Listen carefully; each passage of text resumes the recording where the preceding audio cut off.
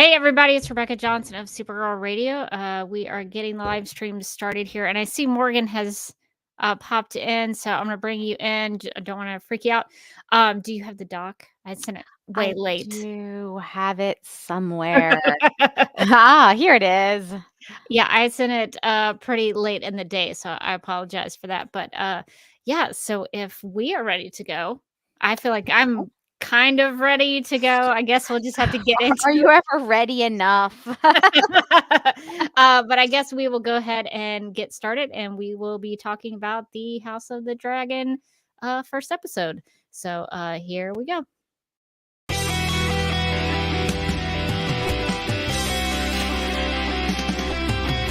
McGurk! I love Not typing. mess with my Google Docs, Meeksy. Supergirl Radio is going live every night of the week. How do you like it? Is becoming a human burrito a plus or a minus? I don't know. It does seem snug. I mean, they say you are what you eat. Kira. I love that. So I do a podcast called Supergirl Radio, and one of our segments is Lena Luthor, Boardroom or Ballroom, because She looks like a boss in this coat.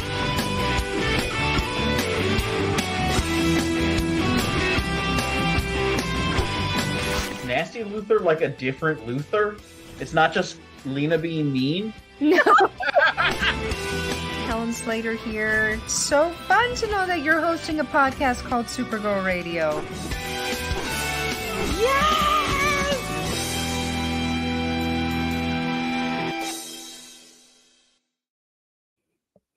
Welcome to Supergirl Radio, your source for all things related to the character of Kara Zor-El. My name is Rebecca Johnson. I'm Morgan Glennon. And we are live and wired on the DC TV Podcast YouTube channel, the Supergirl Radio Facebook page, to discuss and review the first episode of the HBO Max at the time, but now Max original series, House of the Dragon. And we are doing this because James Gunn, who cast Millie Alcock as Supergirl in the live-action film adaptation of Supergirl Woman of Tomorrow, first became aware of her while viewing this series. And Morgan, I'll be really curious if you can spot, we'll have to talk about it, why we think that maybe James Gunn, while he was watching this, was like, Supergirl. I have a question. Isn't House of the Dragon still an HBO Is show? it? I wasn't think sure so. if they would change it, because it seemed like it was streaming. I think it's Is it still still HBO and then goes to HBO to Max. I'm sorry. okay? We dropped HBO, we're just taking it to the Max. So it's an original series on HBO, airs first on television on the old on the old TV. You remember those, right? I didn't know they still did that. Yeah, I think it goes to the HBO and then it goes to Max, because I feel like in no universe would HBO give up its Game of Thrones cash cow. That's probably not even true. to its good friend Max. That's probably true. Okay, well, I stand corrected. We're just going to call it an HBO original series, and that you can watch on Max, I guess, is the clarification there. Okay. All right. Well, thank you for that. Well, I guess before we get into House of the Dragon, we need to get to the news.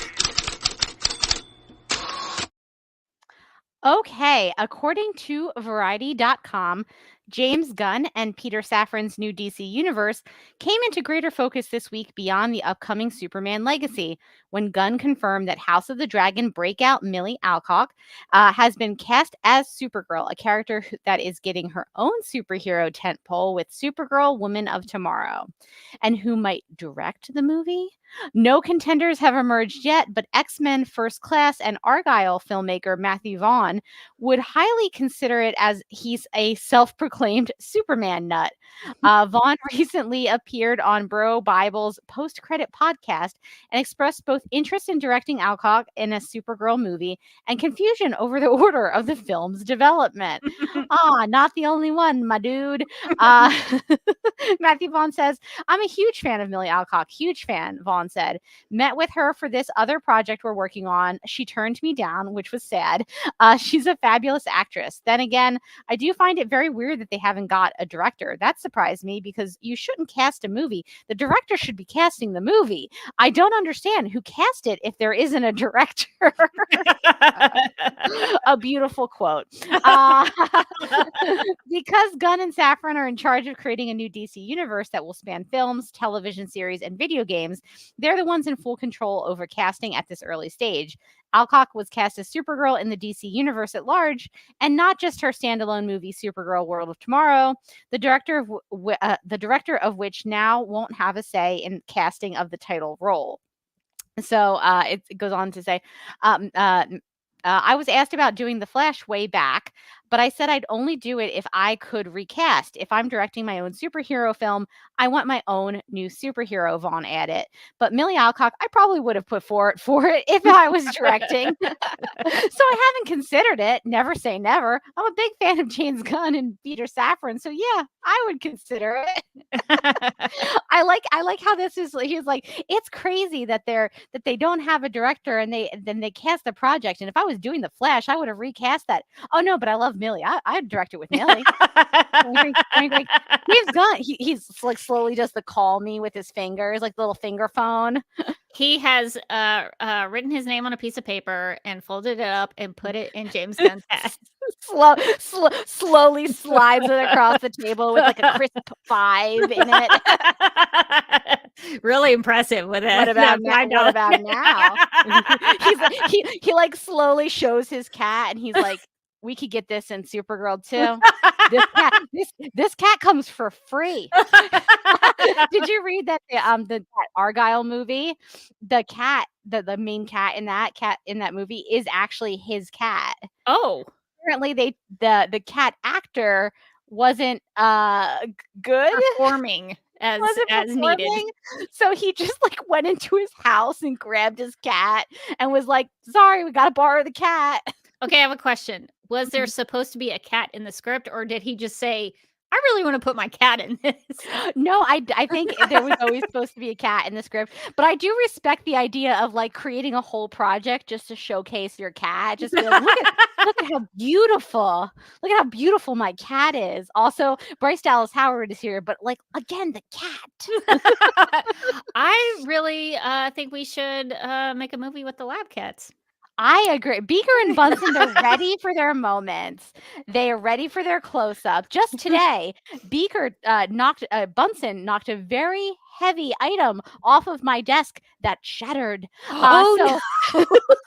I'm sorry to laugh. I'm sorry to laugh. He's ready. I need to completely shut. I had this like big, heavy, like bookend of like an owl on the end of my desk. That sounds really nice. It was really nice. And he was trying to bat at something. And he tipped over and then he realized he was falling off the desk and he flailed his arms about to try to grab purchase.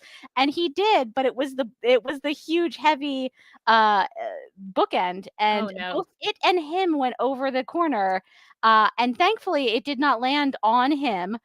Which would have been probably a vet bill for me. Yeah. And, like, the little owl's ear just like cracked off and I was So anyway, what I'm saying is like action adventure, they're ready for you. They do their own stunts is what I'm telling you.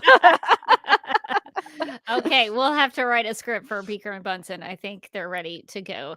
I think so too. I saw in the chat, Mind the Gap says, Matthew Vaughn had a pitch for a Superman film series with Mark Miller, and it sounded weird. I remember Matthew Vaughn having his name tied to Superman at one point, but I always thought that was like a fan cast that people wanted him to take over after Zack Snyder or take over from Zack Snyder.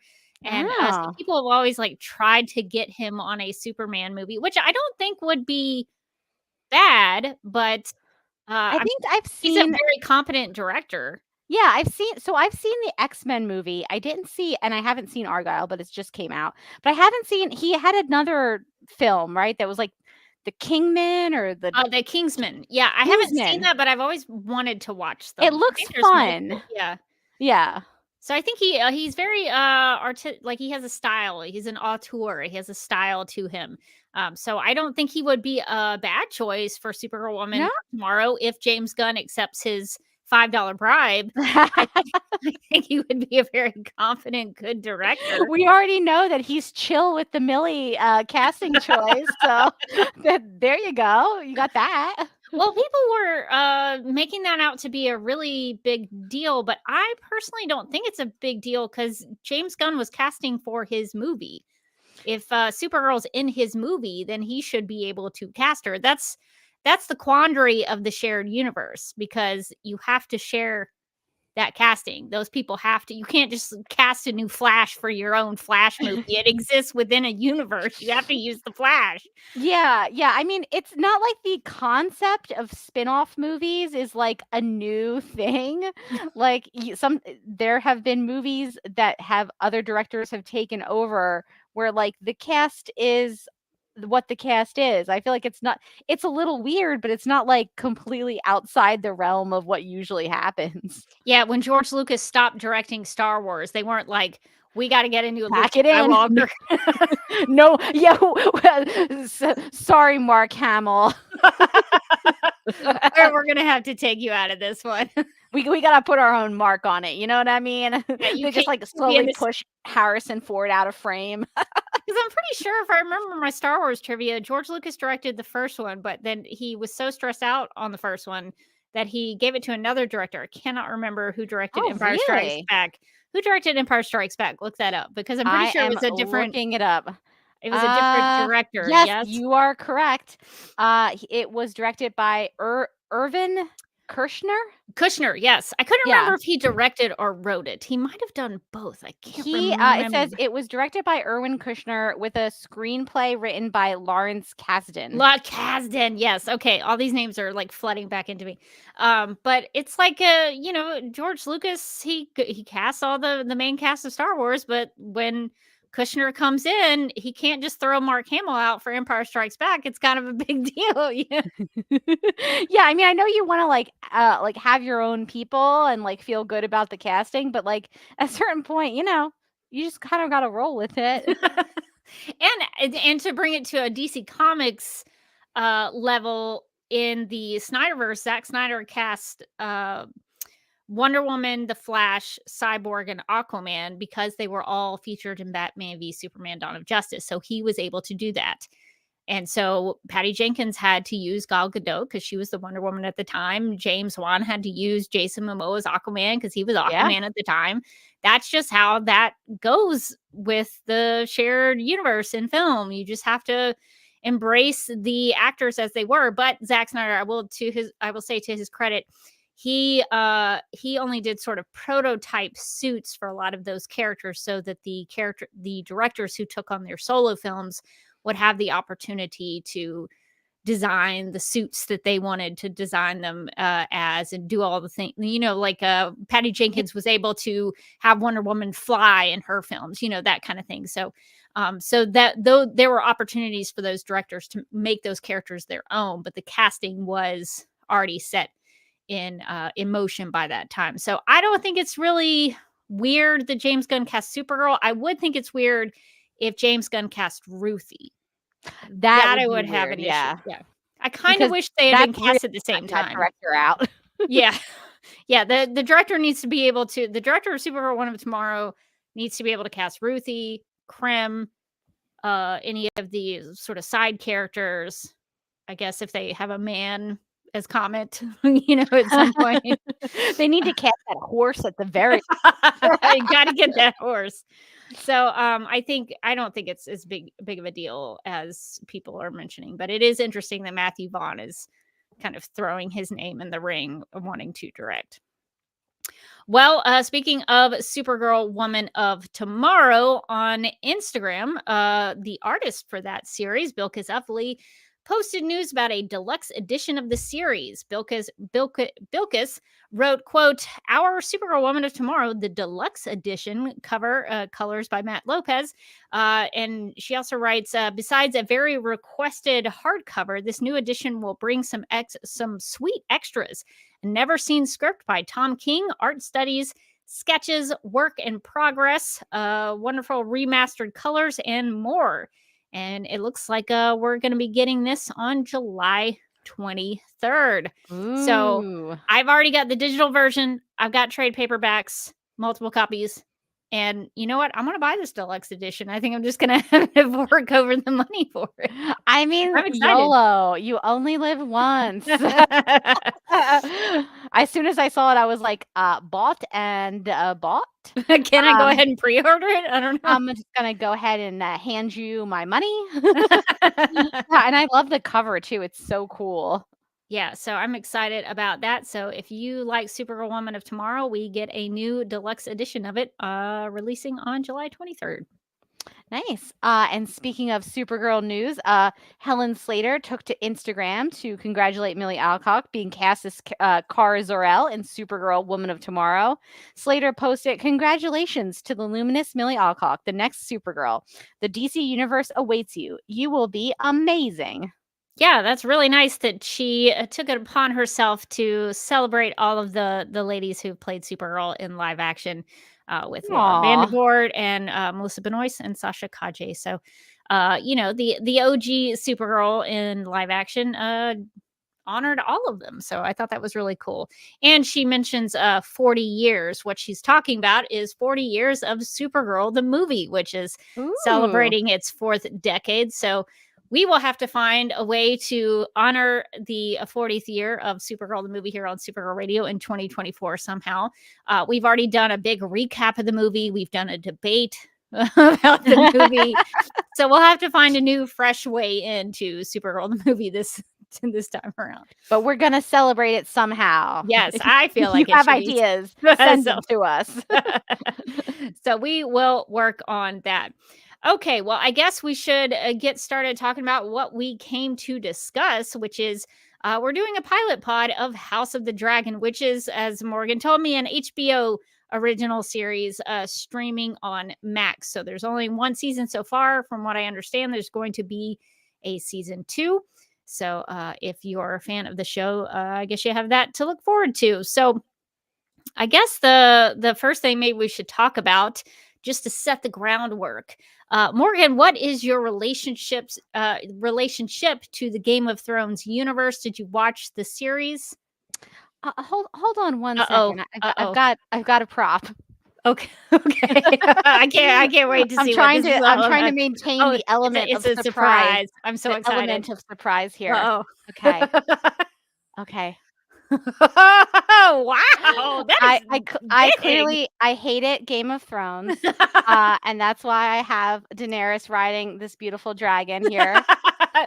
That's her on top. She's like, "Hey, what's up?" And this is literally like on the thing that into my entryway, because it's huge is the thing. So I don't know where else I would put it. This was a present. I think this was like a Valentine's Day present from Mike at one point in our lives.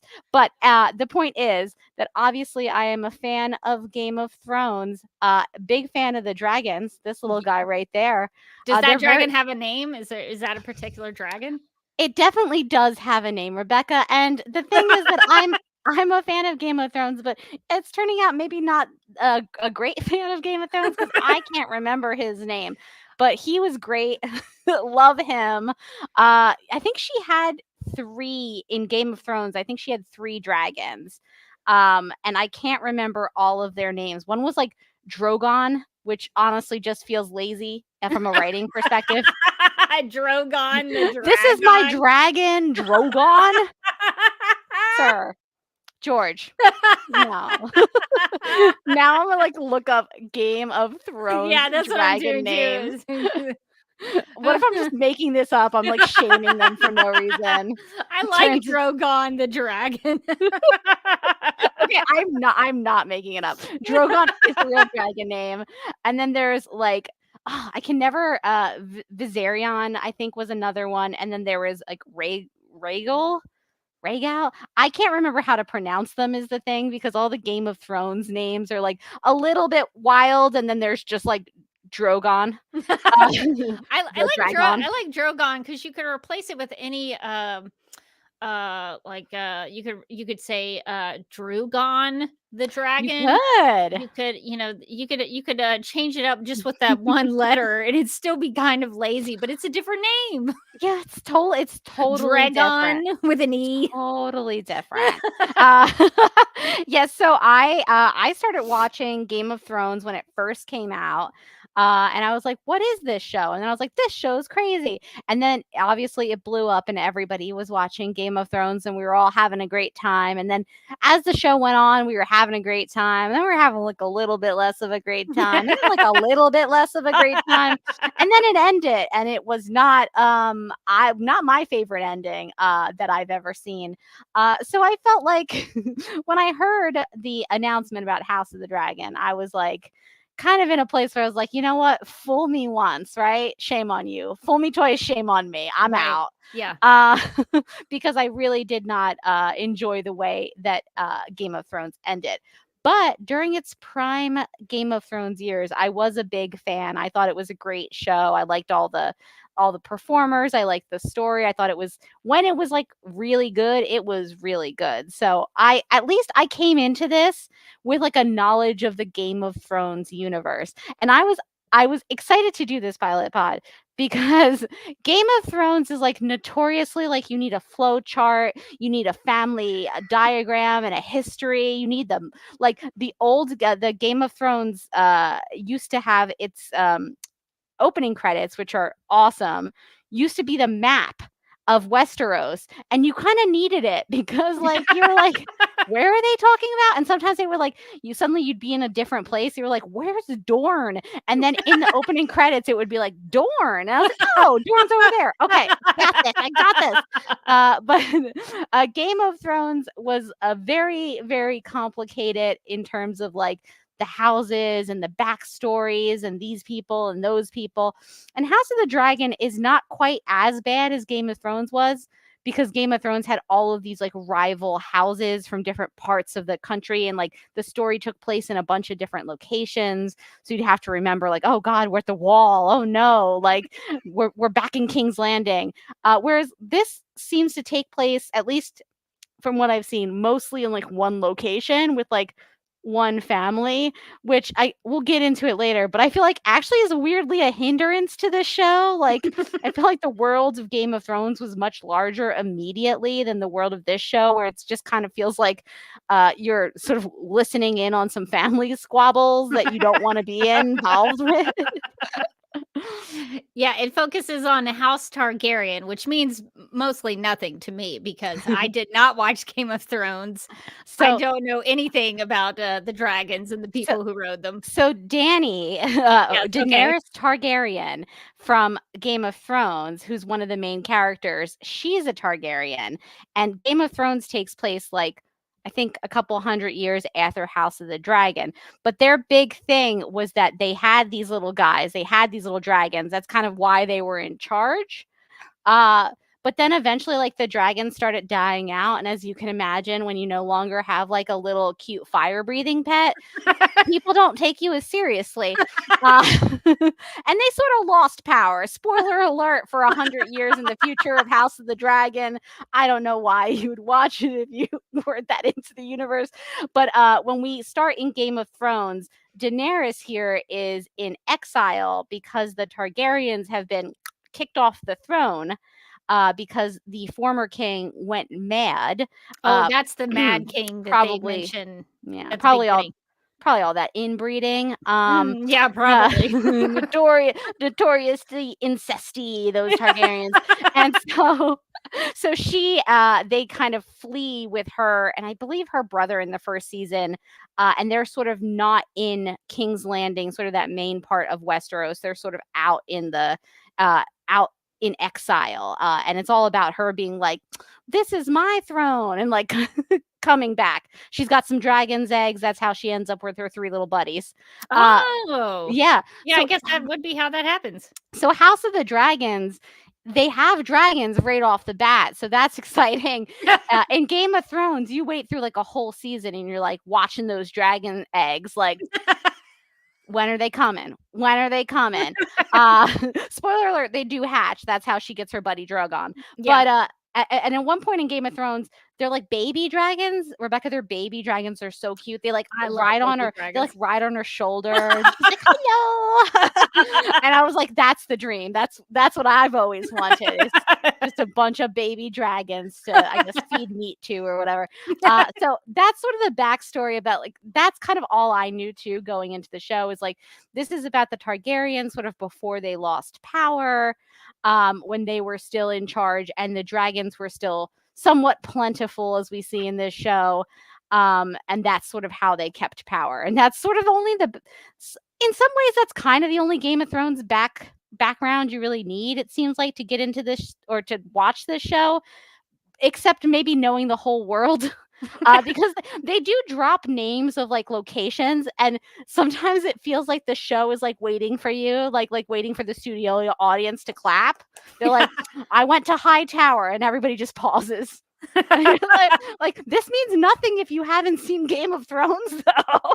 Yeah, they mentioned one of the dragons named Balerion, as if I was supposed to know who that was. And then they also mentioned Dark Sister, which I was like, is that a witch? What is gotta that? be honest, I don't know about that one either.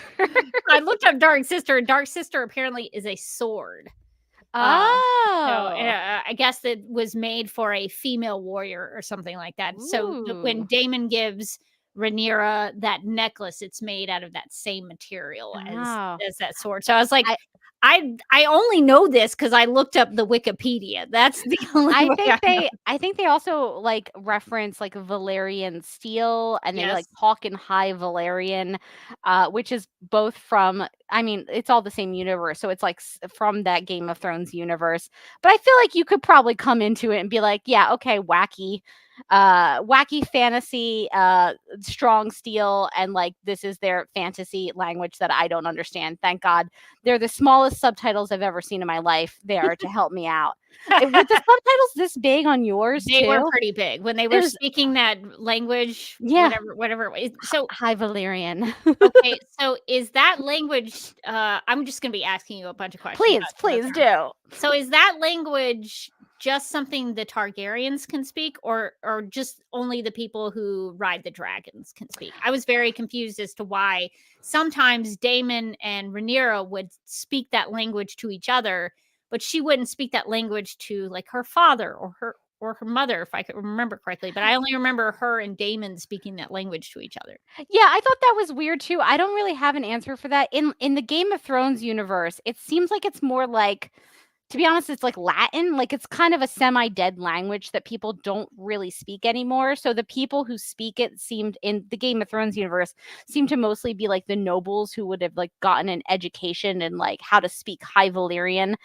The dragons also do seem to understand it, but I don't know if that's just because like the Targaryens have been whispering in High Valyrian to them, or if it's just like that's the one language that the dragons just know. That seems unlikely. But I mean, I don't want to put anything past these little guys. They seem real smart, you know? Maybe they're like, oh yes, I don't understand English, but High Valyrian. I got you, girl. I got you. Well, I guess they were using it as a way to speak like a coded language. So yeah, when Daemon's in the throne room sitting on the Iron Throne, that's kind of a big deal for him to be plopping himself up there. And so I guess when Rhaenyra confronts him about that, they're speaking that language as to be covert in a way so nobody else can hear or understand them. I was very confused as to why like she wasn't speaking that to her father. I will also say the old-timey Iron Throne is so much tackier than the version on Game of Thrones. Because in Game of Thrones, it's really just the throne. Yeah. But in House of the Dragons, it's the throne, but also just like a bunch of swords that are just like coming out of the throne and going down the steps. And I'm like, listen, we're gilding the lily now a little bit. It doesn't need the swords. Let's be honest. Let's all be honest with ourselves. First off, no one wants to sit in that throne. It cuts you. Yeah. And secondly, it doesn't need all those swords. Yeah, it seemed like a dangerous idea. I don't know who came up with that, but not a great idea for. I'm sure there's like history to it that means something, but it's kind of a dumb idea. It's not. It looks cool, but Yeah. functionally, it does. It's definitely a form over function situation with that Iron Throne. Or they could give him like a cushion on that seat. So Yeah, it's not- they could give him a cushion. That is true. you could still have the aesthetic of it, but like make it more comfortable and not painful. Yeah, give him like a little backrest or something. Well, I will have to say I had no Game of Thrones experience. The only thing I knew was that there were dragons in it, that a lot of people liked it, that there was a lot of sexual things in it, and especially the incest. I'd heard about that. Not my type of show. I don't think I would have been really into it. I do love dragons, but it just never was a show that I was interested in, and especially because it sort of felt like Lord of the Rings to me. And not to disparage Lord of the Rings, I have all the movies on DVD, but not on Blu-ray, just on DVD, because Peter Jackson's not getting that amount of money out of me again. But I like the Lord of the Rings films. I could not get past the prologue of Fellowship of the Ring, the book. Yeah, And you know I what? realized when I tried to read the prologue to the book, The Fellowship of the Ring, when I could not get past that prologue, I was like, maybe Lord of the Rings is not for me. Maybe this is not my kind of series. I couldn't This is maybe comprehend not all my jam. the locations and the people and the things and the facts and the history, and I was like, okay, this is too much. This is too much. Funny enough, I also had bought all the Lord of the Rings books, and I was like, I'm going to get really into Lord of the Rings. And I thought so many times about opening those books, and I have still, to this day, never opened those. I bought them in like high school, and I was like, I'm going to be so cool. I'm going to get so into Lord of the Rings. And every time I was like, oh, it looks so big, and I would like put it down. But I actually have heard that about Lord of the Rings. Like, they're a little hard to get into, from what I've heard. So one day I'm gonna do it, but You're not you're a today. much better reader than I am, so I don't think you're gonna have as much of a problem. But I recognize that about myself, that if I could not get through Lord of the Rings, Game of Thrones is probably not something I could jump into, because it seemed like the same sort of kindred spirit in high fantasy. So I just didn't really have any interest in Game of Thrones, and I'd be curious to pick your brain, maybe not on this live stream, about why you think it went downhill. Maybe that's a Patreon only conversation. I feel like I can answer that real quick, though. I mean, I've got a lot of specific complaints that Okay, let's get into it. Really get into. But I think the overall one is that when they started Lord of the Rings, when they started Game of Thrones, they had the book series to kind of go along with. George R.R. Martin had done the first however many books in the series. But because it takes George R.R. Martin about 20 to 100 years to write a single book, what ended up happening is that after a couple of seasons, like 4 or 5 seasons, they shot over the amount of material that had come out with the books. So suddenly they didn't have like the structure of the story from the books, and they were never like one-to-one,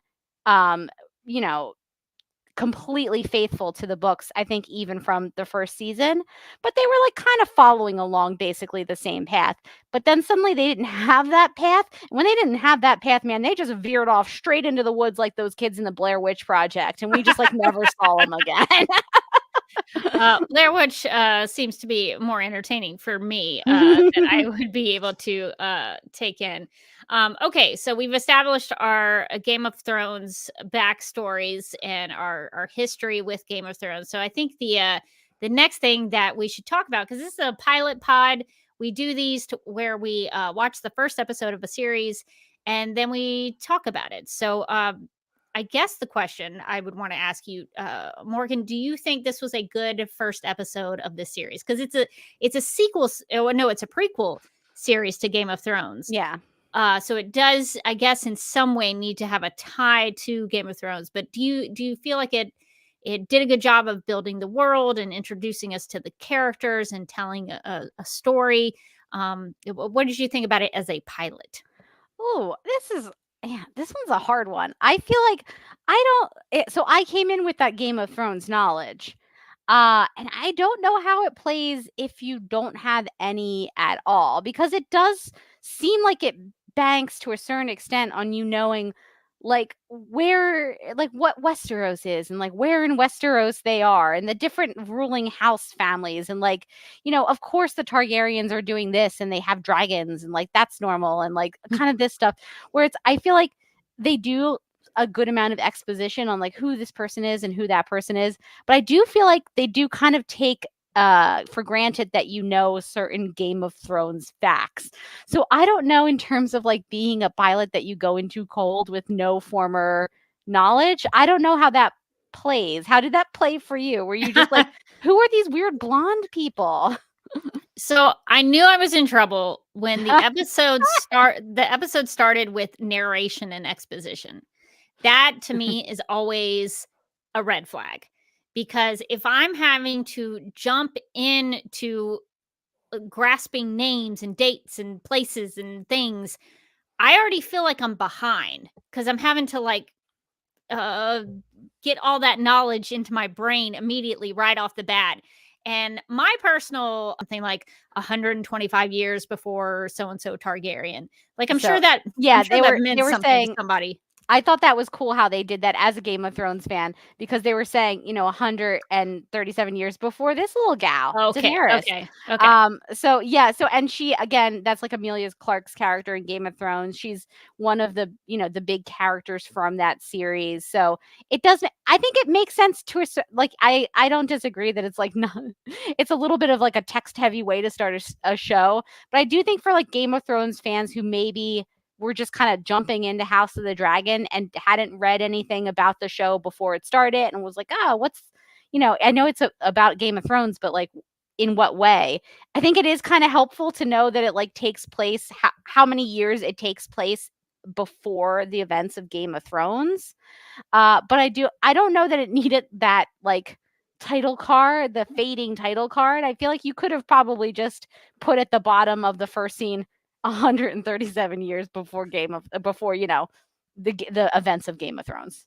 So I did have an issue with that, but I think for the most part, it set up the main characters. So you have King Viserys, I think his name is, Princess Rhaenyra, Prince Daemon, those kind of main characters, Lady Alicent. They set up all these characters to where I knew who they were. I knew what their relationships were to each other. For the most part, I was confused about Rhaenyra and Alicent for a little while. That gets a little, as you go on, that gets a little more apparent to what Alicent is going to be doing in the series. So that's another thing to talk about if you wanted to get into that, because I did watch the 5 episodes that Millie was in. But you did better than me. I have made it 2. Oh, 2 episodes. Okay. I've done 2. I did the first episode, and then I walked away from my television for several days. And then I came back and I was like, I can do it now. I can do episode 2. And I did episode 2 today. So, okay. And I was like, all right. I didn't feel like I needed to go on a walkabout after that one. So, so maybe it's an improvement. It's an improvement now. Yeah, so I knew who all the characters were. I understood the basics of the story, that the king wanted an heir, a boy heir, and his wife was pregnant, and so he thought this was going to be the one. And because unfortunately the mother doesn't make it, the queen dies. The baby ends up dying. It's a real gory scene, just very, very gory. But I understood that there was a succession thing that had to be determined, that it was either going to be Daemon who was going to be the successor or the heir, because the title, I think, is The Heirs of the Dragon of the episode. So it was going to be Daemon or Rhaenyra. And so that was kind of the story, is trying to figure out who was going to be the heir apparent to the king. So I could track with all of that stuff pretty well. I think later on I had a lot of questions, and we can get into it if you want to, if you want me to spoil some of the other episodes. I'm probably gonna keep watching at least through Millie's episodes, but I don't care about getting spoiled, honestly. Like, it's fine. There's something about like watching a prequel series where you're like, I mean, I'm kind of spoiled for like what goes on 100 years from now. So, I think it's fine. I guess from my standpoint, like, I understood the basics of what was happening. I didn't understand a lot of the Easter eggs. I didn't understand a lot of the names, the things. I had to look up a lot of stuff, so I didn't really know what people were talking about. But I guess my question for you, as someone who had watched Game of Thrones, do you feel like it was still kind of set in that same world? Did it feel like it was part of that Game of Thrones universe? Yeah, it did feel like it was part of that Game of Thrones universe, and I think one of my critiques about it is just that it felt like it was part of that Game of Thrones universe, but like in a smaller way. So Game of Thrones takes place, I think I was telling you about the map that like is the main theme song credits, but the Game of Thrones centers not just on like the Stark family, they live up in the north, but also we see the Lannisters, they're in King's Landing. We see, like scattered other characters from different locations. And then, characters get sort of scattered to the winds as the show goes on. So you get to see different locations like up in the north and in the very south. And the world feels really big in Game of Thrones. And also, if you're not, there's so many characters in Game of Thrones, which right now in House of the Dragons, I'm 2 episodes in, not as many characters as there are in Game of Thrones, which I guess is better in terms of like not being so confused by being like, who's this guy again? But it's also like if you're not really like hooking into any of the characters, there's not that many of them. Whereas in Game of Thrones, you could be like, oh, I don't really care about what's going on with Ned Stark, but then it would switch over to Tyrion, who's like Peter Dinklage's character, and you might be like, oh, I love that guy, like great. And they would have, so many different locations and things like that. It could sometimes make it feel like the story wasn't moving quite so much because they had like 10 different characters and 5 different locations that they had to all like, move along. So it was you'd be like, did Dany do anything in this episode, or was she just complaining about not being able to find her dragons for a whole season? So it came with its own drawbacks, but I do think that it gave a better scope of like what Westeros was, like what the world looked like, what different places in the world look like. This is almost like a little claustrophobic. Like you don't even really leave the castle that much. Especially in this pilot, whereas or King's Landing, really. So you're just really stuck with the Targaryens, and they're the kings and the queens. So they're not like just kind of wandering around, going on adventures for very obvious reasons. So it does feel like the world is a little bit smaller in House of the Dragon. Yeah, I can't remember exactly in the next couple of episodes if you keep watching it. It may get a little bigger. I feel like there was a sequence where Daemon goes somewhere. I didn't really know where, and he takes a dragon and goes shooting fire on people and stuff. So I think there was a battle sequence that was outside of the castle. So there may be more of that as you get into it. So I'd be curious if you continue it. If you think the world expands and gets a little bigger. I guess we could talk, since part of the reason that, well, actually the whole reason that we watched this was for Millie Alcock, because the buzz around her and all those news articles about her casting is they call her the House of the Dragon star. So this is what most people know her from. So Morgan, what did you think about her performance as Princess Rhaenyra? I think I might be a little bit biased because I'm like, that's my Supergirl. But she was my favorite character in the pilot. I think honestly, she would have been my favorite character even outside of that. Mainly because she's the only character we've met, we sort of meet in the pilot that doesn't seem mostly awful. Not a lot of good people in Game of Thrones overall. In the Game of Thrones universe, everyone's a little bit morally gray, but everyone's very morally gray here, like very, very kind of bad. And she just seems like she likes to ride dragons, and that's cool. I relate to that a lot. I would also love to ride a dragon. I really liked her character in this episode, in the pilot. I feel like we could have gotten like a little bit more of her. Or like a little bit more of what she's thinking, like what her ambitions are or her goals.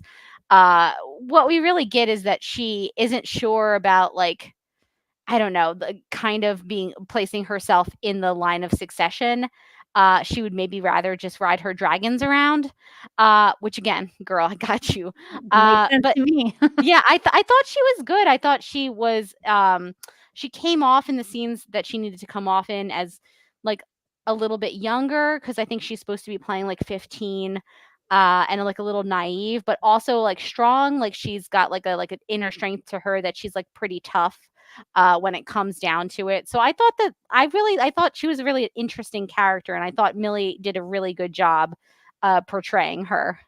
Yeah, I really enjoyed. There were two scenes that I really liked out of her performance. One of them was when she had to call the dragon to essentially cremate her mother's body after she died.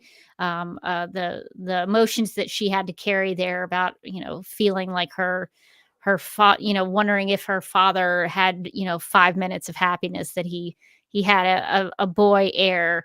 Oh, that was such a good line from Yeah. her, especially because you could tell how angry she is.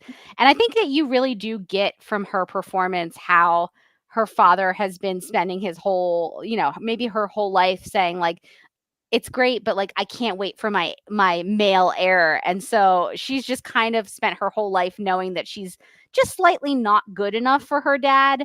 And I think that really shows in her performance, and it's very subtle too. Like, he'll say something and she'll just kind of like stop in the background and kind of just like cringe.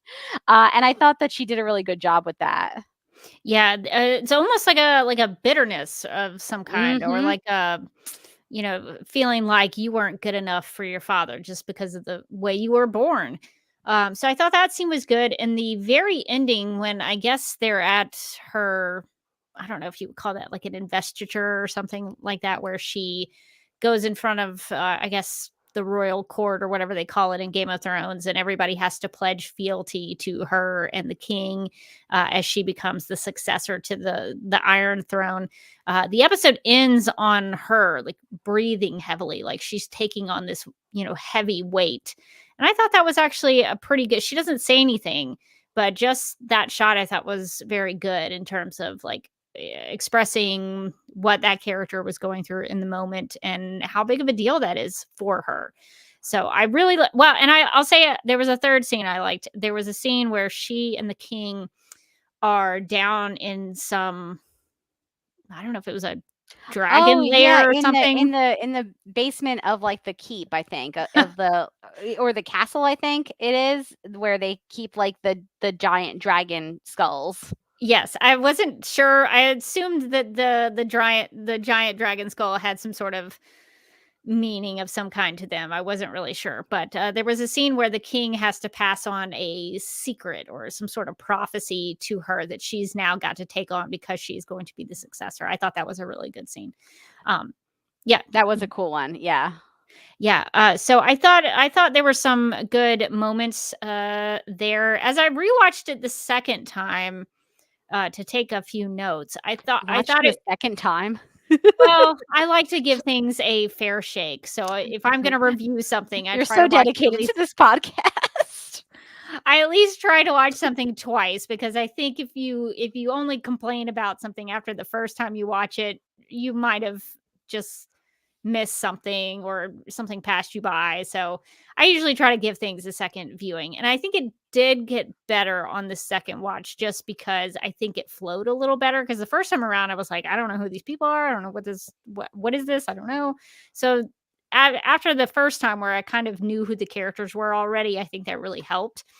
Yeah, I could kind of even see that. Like, I think since you watched a bunch of the episodes and then like went back and rewatched the first episode, it might have been like kind of going into it with the so at least some of the world knowledge that it feels like the show already expects you to know in episode 1. I think that's maybe why it flowed a little bit better for you, because I do feel like the show expects you to have watched Game of Thrones or to know a lot about Game of Thrones or some amount about Game of Thrones. And so going in and like episode 1, they just kind of drop you in. They do a little explaining, but it didn't feel to me like I was trying to put myself out of my shoes and into a shoe of somebody who's never watched Game of Thrones. I was like, I don't know that this is enough explaining, to be honest. Like, you don't want a whole a pilot that's just exposition, but you might need a little more than this. Well, I guess since I sort of talked about some of the scenes I thought were pretty good, did you have any scenes from the pilot that stood out to you? Yeah, I love that scene that you mentioned where it's like her mother and her, a couple days old brother, or a couple hours brother, their funeral, where she does say that, like, I hope that for those 5 minutes he was happy when he had a son. I really liked that one. I really liked the scene where she is interacting with Damon, who's Matt Smith's character, and he's sitting on the Iron Throne, and she's like kind of like calling him out for it in that High Valyrian. I think that it's not good, but I think that they have good chemistry together, and they're really good. It's like I like having two good performers in a scene together is actually always kind of fun, even if you're a little squicked out by what is the specifics of what is happening in that scene. You're like, ooh, is that man flirting with his own niece? I don't like that. But I do like Matt Smith and Millie Alcock are good. So, props where props are deserved, I guess. So as a forewarning, if you continue to watch the show. Oh, I know where it's going. Just know that relationship gets explored on a deeper level. Oh, no. Game of Thrones, why? It's always something with you.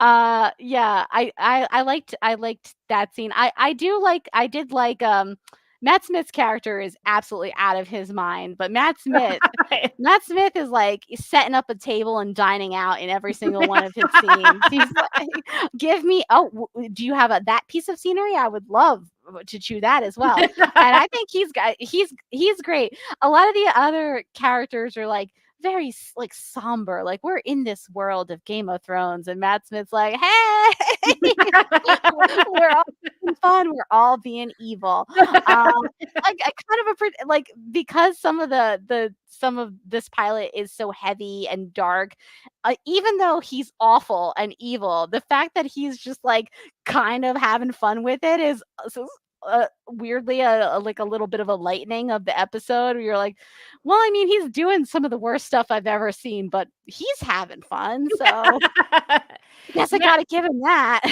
Yeah, he does put in a good performance. I will say that he is truly terrible. The character is absolutely awful, but he's believable in it. And just like Drogo the dragon, I thought it was funny that Damon was basically demon with the letter switch. So I was like, that feels a little bit lazy too.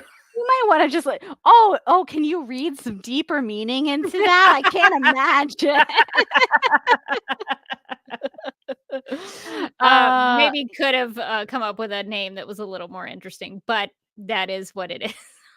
Yeah, I also really liked like some of the beginning scenes where Millie's character is just sort of flying around on the dragons.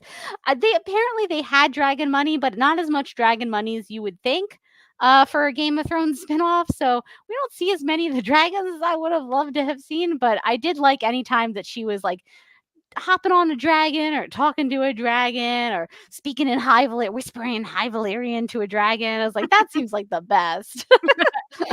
In my rewatch of the pilot, I realized that there were more dragons in the pilot than I feel like there were in the other episodes. No. So I think they were pretty strong with the dragons in the first episode, and then they blew the dragon budget on episode 1. They were like, "Oh no! Now what do we do?" If you keep watching, let me know what you think of the dragon to dragon ratio is. Let me know if there's Nice. enough dragons for you. There were some dragons in episode 2. And we get to see her ride the dragon again in episode 2, which I really liked. I like the idea that she's like one of these dragon riders that, they kind of, it seems like, the dragons are obviously are weapons in this universe. So the fact that she can like ride the dragons is pretty cool, because if push came to shove, she could always like ride that dragon into battle. Hang on just a second. My battery on my charger is apparently not charging on my laptop. So give me 2 seconds. Technical difficulties. We'll just bring Drogon back out here.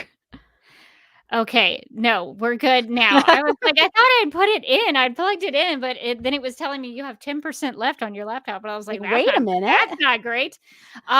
Yeah. So I think that at least the dragons that we got in the pilot were, I thought, pretty good. I thought they had a good showing of dragons. I missed them in the next episodes. I feel like there weren't as many. Oh no. Yeah, so Stanley in the chat says Millie might be prepared to write Comet the Super Horse after this. Actually, she does. I think Rhaenyra rides specifically a white horse in one of the Yeah. episodes. So Comet the Super Horse is a white horse. My headcanon is like that's how she got this role. Like it was neck and neck. It was her and like Meg Donnelly, and then she was like, by the way, and then like just pulls up like a clip of her riding a horse, and like, what do you? Boom, boom. I guess while we're in the chat, we could get to some other comments. Electra WWF says the Lord of the Rings books aren't as hard to read as the Game of Thrones books. I couldn't even finish the first Game of Thrones book. So that's a good note. So be prepared if you start those books. Just be prepared to really dig into them, I guess. Let's see. There was one other comment that I thought we had starred. So Mind the Gap says the thing is Game of Thrones was clearly a hit with the mainstream, but this one, House of the Dragon, seems to just be for fans only. So that's probably a fair point. Maybe people weren't. Maybe people like me, the majority of people were not jumping into this one just to jump into this one. This was just mostly for Game of Thrones fans. Yeah, I think a spinoff is always tough because you want to onboard new viewers into like the world, especially when it's like as complicated and there's as much backstory as like the world in Game of Thrones. But you also want it to be, you don't, for the returning fans, the people who are really excited about it, they don't want to like tune in to see all the stuff that they already know about, and they'll be like, I know about that. So you want to try to hit like a mix with that, and that's not always an easy thing to do, to kind of talk to both audiences. So I do sympathize. I think that they might have leaned a little heavier on, oh, everyone knows about this show. Not everyone. I was thinking about this, and the only TV series I could compare this to was Once Upon a Time on ABC. That was the original Once Upon a Time that people became fans of and were watching it. I watched it up until season 3, and I gave up because I was like, I kind of hate this now. And apparently it just continued to degrade down an awful spiral. So I think I got out while the getting was good. But around that time, ABC did a spinoff from Once Upon a Time called Once Upon a Time in Wonderland. So it was a whole season that was just dedicated to the Alice in Wonderland story, which I think most people could have a jumping off point into that story because it's a very well-known story, and it was so well done. I cannot brag about Once Upon a Time in Wonderland more. I think I enjoyed that way more than the original Once Upon a Time, even though Once Upon a Time season 1 is like one of the greatest TV seasons I've ever seen. But Wonderland, it was telling its own very specific story. I think they may have had one character that sort of came in from Once Upon a Time, so there was a little bit of a crossover, but it was kind of its own thing, and it was telling its own story. And I felt like that one did a better job of being more standalone, that you could kind of hop into. And it had an ending it was a very solid ending. So it told a complete story in one season. So that was the only other TV show I could compare this kind of situation to. And I think Once, for all of its flaws, did really well with that Wonderland spinoff. Yeah, I think it's a difficult problem that shows sometimes that do spinoffs have, is like, how much time do we dedicate to getting the new viewers up to speed, and is that going to bore the tears out of like the old viewers who already know all this stuff? And I feel like House of the Dragon was just like, a lot of people watch Game of Thrones, let's just dive right in. And I was like, okay, sure. Okay, that brings up a question for me that I'm very curious about. So I had some critiques that were maybe more in the later episodes that I had issues with about the world that I was Okay. trying to take in. But I was curious, Morgan, do you have any critiques of it, like specific critiques that you would want to address? Ooh, of like the world of Game of Thrones? Or like the House of the Dragon and how it was telling its story, or the way in which it presented the world? I mean, I just think that like, especially in the pilot, and again, I've only watched like the pilot and episode 2. The world seems like very narrow. Like we don't really know what's going on mostly outside of the palace that they're living in, or like the immediate surroundings and like the immediate families that are like vying for power. But like what is going the world of Westeros in Game of Thrones is very large, and there's like a lot of different players and they all have different motivations, and that's kind of the fun part of Game of Thrones. Whereas here it's like we're just kind of sitting with the Targaryens. He wants a son. She just wants to fly. Daemon just wants to stab everyone and also be king. And it's like outside of this like one family's sort of inner squabblings, it doesn't feel like we're getting out much. So I'm hoping that, you know, that changes as the series goes on, because it is just a pilot and we are trying to meet the main characters and they all happen to be Targaryens. But yeah, I'm interested in what's going on later on. Okay, I'm going to rephrase this a different way. What did you most dislike about the pilot? Oh, so many things, actually. Thank you. Thank you for prompting me that way. I feel like I came in and I was like, Millie was so great, and Matt Smith, oh my God, I love him. He's so evil. And oh, it's so good to be back in the Game of Thrones universe, which is all very true for me. But I turned off that pilot after it was done, and I was like, I don't think I can do more than this. Mike and we were just sitting there in like stunned silence as the pilot ended, and I was like, I think this could be a one and done for me. I think I was like, I gotta watch like something nice now. You gotta put on a sitcom, put on some D20 or something. I need to laugh because it was so. It felt like it was a lot of the excesses of like the later, like some of the Game of Thrones worst tendencies, but like none of the great tendencies, just like the bad stuff, like just going overboard on the violence in particular. Like, yeah, the sex stuff was like unnecessary, truly unnecessary, but I was very used to that from Game of Thrones. Like in Game of Thrones, they would just have a sex scene like quietly happening in the background as somebody was telling you was like info dumping some lore. And you'd be like, wait, what? Why is any of this happening? And it was like a big critique at the time where they were like, are they just trying to like use the sex to distract you from the fact that they're just like giving you boring exposition? They absolutely are, aren't they? So like it wasn't always necessary, and you were like, what am I watching? So I went into the House of the Dragon pretty sure that was going to happen there too, and I wasn't really disappointed. So I was like, oh yeah, there we go. It wouldn't be a Game of Thrones unless we had found the local brothel. So I was sure that was going to happen. But the violence, like in Game of Thrones, the violence was pretty bad. But usually I would like kind of know it was coming, and it would be like, okay, I got to hide my eyes for like a minute or two. I legitimately was hiding my eyes for it felt like 10 minutes. I was like, did I miss a good half of this episode? And Mike was watching some of the stuff and was like, no, don't come out from under the blanket. Oh my God, what is happening? It was like kind of narrating some of it. And I was like, you know what? Don't even tell me. I don't even want to know what's going on. There's a extended sequence where Matt Smith's character, he has taken over as head of the City Watch. The City Watch, which, by the way, having just seen him one time on the show, that's a mistake. Like you don't need to. You just his name is Daemon, which is very close to Daemon. He's like a little evil demon freak. You know that he's not a good guy. Don't give him a position of authority where he's in charge of your troops. That's a mistake. And he like takes them through the city. He's like, there's too much crime. And then they just kind of go through the city, just like killing everybody that they can in like apparently just various disgusting ways, like just over the top disgusting. Lots of dismemberments. And like Mike was like, what? Why would they do that? And I was like, you know what? Don't tell me. Don't tell me what they did. I don't even need to know.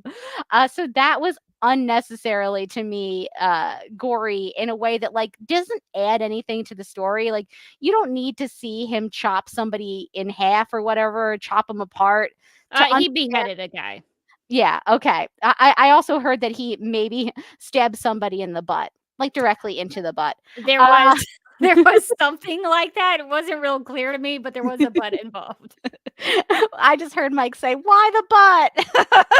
And I was like, nothing good is happening right now, and I'm so safe in my little fort. I think it was more on the other side of the body, but oh no! but there was a butt on screen. Is the thing. Yeah, so like the violence was just unnecessary in a way. It was like you could just kind of you don't need to it doesn't need to be so graphic. And then I think that the worst offender for me absolutely was the birth scene. There's just like I don't understand. It didn't need to be that great. I was under I was under my blanket for what felt like 20 minutes. That scene went on forever and ever and ever. Also, like Game of Thrones is notoriously not great to its female characters. Like that's been a big critique of Game of Thrones, to the point where when House of the Dragon was starting production, they had to be like, you know what, we're going to scale, there's going to be no sexual violence in our show. And your show is pretty has gotten a pretty bad reputation. When that's how you're trying to entice people to come back, is like, no, not in this one. None of that in this one. But like they traded the sexual violence for something that's also very bad, so it didn't feel better watching it. Like I was like, the forced C-section was truly one of the more horrific things that I have seen / heard on TV. And like the fact that the wife is like begging the whole time for them not to do it, it's the whole thing is so unnecessary. If they wanted to get there from a story perspective, they didn't need to show it for 10 minutes. They could have cut away and it would have still been just as dark, and it would have still made you feel kind of gross, but you wouldn't have had to like sit in it for so long. I just felt like it was so unnecessary. It was really raw in the way they depicted it. I think it's because like, oh, it's made for HBO, it's streaming on Max, we can do whatever, we can push the envelope, we can be edgy. That's not always the answer. I think sometimes if you're doing something like that, a more subtlety in how you telegraph that is actually more interesting. To me, I feel like if you get more creative in how you do that, is cinematically, it's way cooler because you're conveying something without having to be so literal about it. Then you kind of rely on the visuals to help immerse you in it and tell that story. What they did was very literal. They literally showed them cutting her belly up and all the blood everywhere, and you see everything. And I guess there is maybe a justification you could use to it to say like, this is in the olden times. I don't know when it takes place, but like this is how barbaric and terrible it would be, so we're depicting it that way. But in my opinion, I think some of the more effective things that you do with violence like that, if you get more creative about it, I think it's so much more visually interesting. Like I'm thinking of Alfred Hitchcock movies. He didn't get super graphic with his, and Hitchcock killed a lot of people in his movies. Oh yeah. But he was always thinking of new ways to kill people. He had a whole movie where there was a guy dead in a like a case, and they like threw a party over his dead body. Oh, what is that called? It's called Rope. Rope. Yeah. So like, I haven't seen that, but I watched some documentary about horror like last year, and they were talking about it a lot, and I was like, I gotta watch that movie. That sounds great. Rope is actually a great movie. It's very famous for having very few cuts. So it's almost shot like a play. So people are like, when they need to sit down in a scene, they'll like bring the chair into the scene. And when they're finished, they'll take the chair out of the scene, That's so cool. So it's actually pretty interesting. But like Hitchcock showed a lot of death. He killed a lot of people, but he did it in such a way, because I guess he had to back in the, the 60s probably, that you couldn't show something so graphic. So he had to figure out ways to do it so that it told you what was happening without showing you all the gory stuff. And so I think that is unfortunate, in my opinion, just because I think not only is it something I don't want to see, but I think it's also kind of creatively lazy. I agree with this 100%. And my husband has heard me rant about this after we watched the pilot. I was like, why would they do? But I think it starts to feel like, especially sometimes, and this is not just a Game of Thrones sin. This is a lot of like cable shows and like HBO shows and even some basic cable shows where like just because you can do it doesn't mean that You it is should. good to do it. Like you should do it. And also I get annoyed when it feels like it's edgy to be edgy and not edgy in order to tell the story. Like a lot of what happened in this pilot of House of the Dragon was just edgy to be edgy. They were like, we're gonna set up this world, and you're gonna know that this world does not like women, and also that there's violence, and that anything can happen to anyone. And it's like, yeah, I feel like you could have told us that this is a violent world that like doesn't respect women without really hitting us over the head with it with the graphic violence. The violence could be toned down even a little bit and we'd still get it. Like I think we're smart enough that we can like go on that journey with you. And I feel like it's a lot of times it's like they know that they can do it. It's HBO. We can be as graphic and as gross as we want to be. But that doesn't always mean that you should be. That doesn't always mean that's needed. Yeah, I personally find that really unfortunate because it could be really interesting if they wanted to get more creative with it. And I think I'm frozen. I think you frozen. I just thought that you were like really thoughtful about what I was saying. I was really thoughtful about it. I was like, wow, she just seems to be thinking like the same thing about everything. Would you like me to stay in that position? So I'm just really. Oh my God, she's so thoughtful about it. Okay, well, if you want to take comments from the chat, sure, I will. I will until I can figure out what's going on with my laptop. We're having to do this again, so I will come back out and come back in. No worries. So I'm gonna hit over to the chat and see. Mind the Gap says some of the actors, like her father, looked like they were wearing Halloween costumes. Either the costumes were rushed or the actors weren't comfortable in them. I didn't have as big of an issue with the costumes. I thought some of the costumes were good. The wigs are very wiggy. Let's just go ahead and say it. Like everybody in this show is wearing like a platinum blonde wig, and boy, do you know it's a platinum blonde wig. I don't think they're like fooling anybody that the wigs are not their natural hair. I was just talking about how wiggy the wigs were. Yeah. Well, so I assume that was mostly staying in line with Game of Thrones and the Targaryens as they were set up in that. I feel like the wigs might have been a little bit better in Game of Thrones. I could be wrong, but I feel like I never had those moments of being like, "Oh, that's what we're going with." They had a higher wig budget in I Game think of Thrones. they might. It also might have been that like less people were wearing the wigs. I feel like maybe there was like a handful of characters that wore wigs on Game of Thrones, which Daenerys was one of them. But that a lot of the other characters had like their natural hair, and in this one, it's like every dome has a wig on it. In this one, everybody's wearing a wig, so that wig budget got stretched real thin. You know what? If it was me, I would just be like, dye my hair. Just give me a platinum blonde look if it's possible, but it may not be possible for somebody with really dark hair. I don't know. But yeah, so there were definitely a lot of wigs. I guess, were there any other things that you wanted to address that we didn't get to? I guess we sort of, before I froze up and in my thoughtful face, we were talking a little bit about the violence and the childbirth scene. And I did think the dialogue between the Queen and Rhaenyra at the beginning was really interesting because they have this conversation about the role of women in these royal houses or inside the castle, because the Queen says, Rhaenyra says, I want to, wear knight's armor and I want to ride victoriously into battle. And the Queen says the childbed is our battlefield. And I think knowing kind of where the season goes, I think that is a good setup to at least talking about. I think there's a storyline that sort of goes between the sort of the contradiction between Rhaenyra and Lady Alicent, who gets a new title in a couple episodes, probably. So again, I watched episode 2 and I was like, oh boy. Yeah.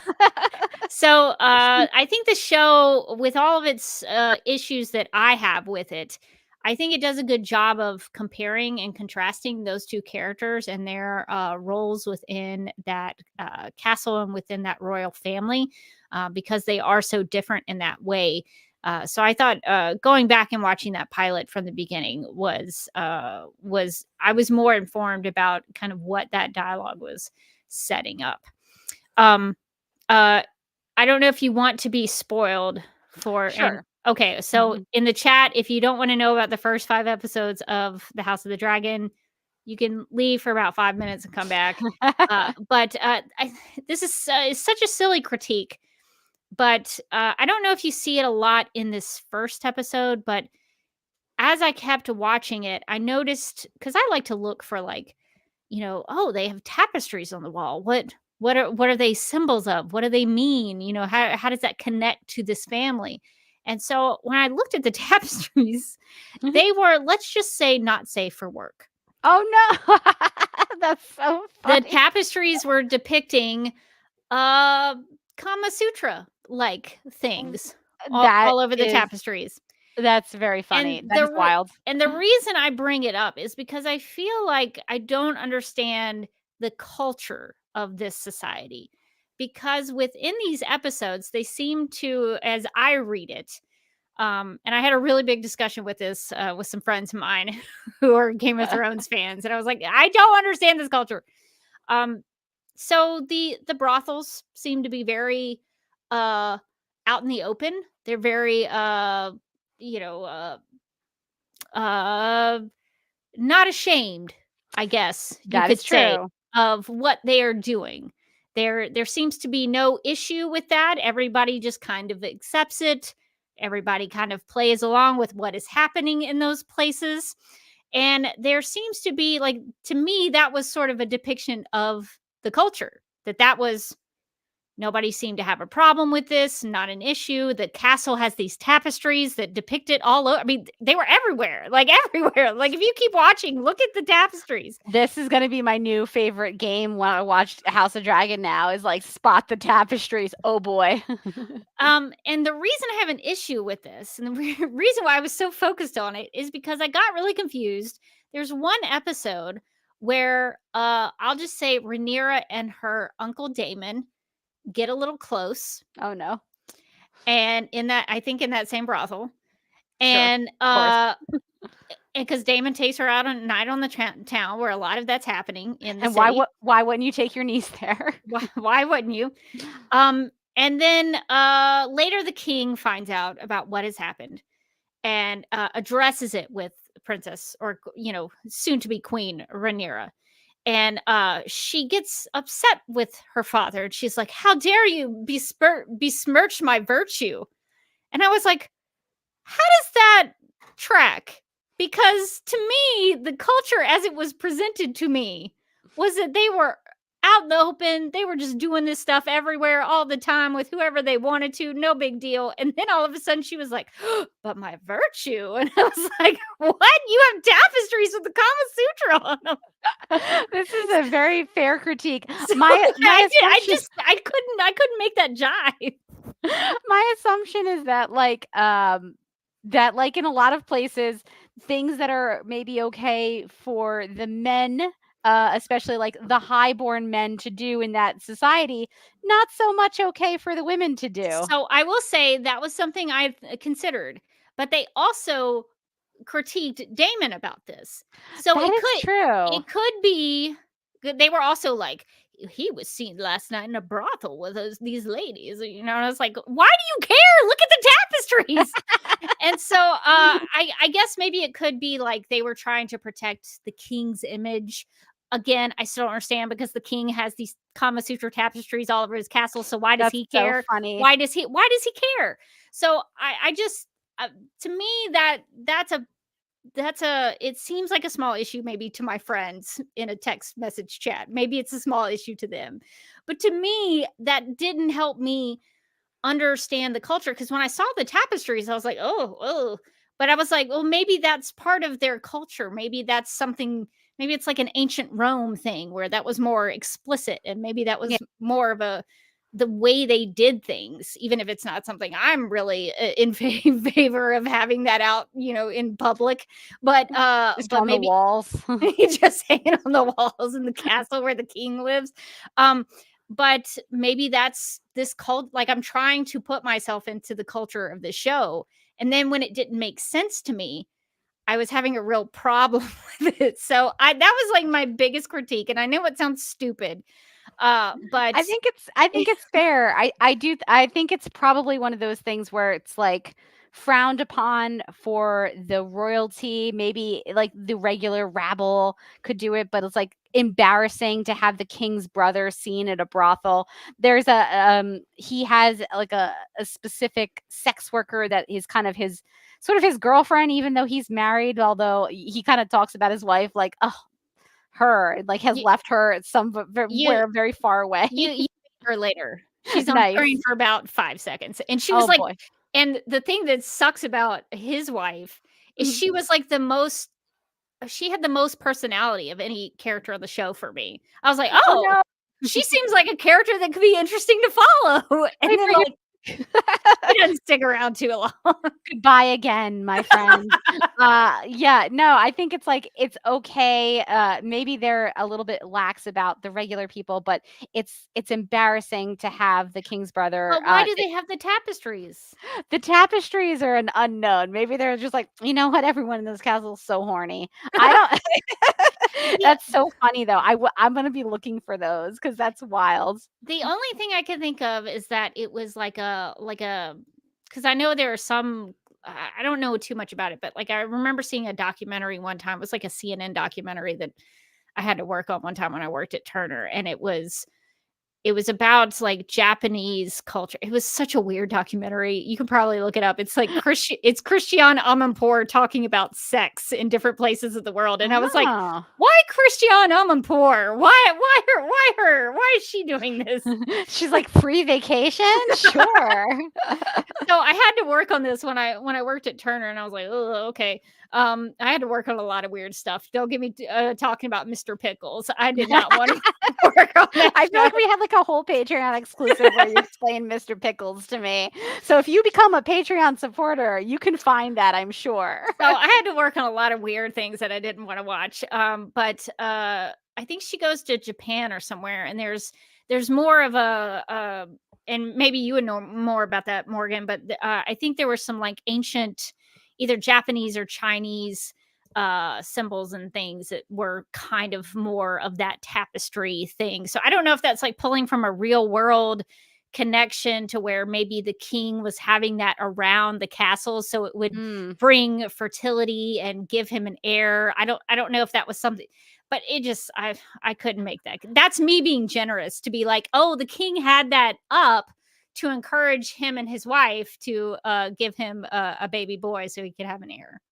Are you speaking about the 2018 documentary Christiane Amanpour, Sex and Love Around the World? Probably. That sounds right. I just Googled it.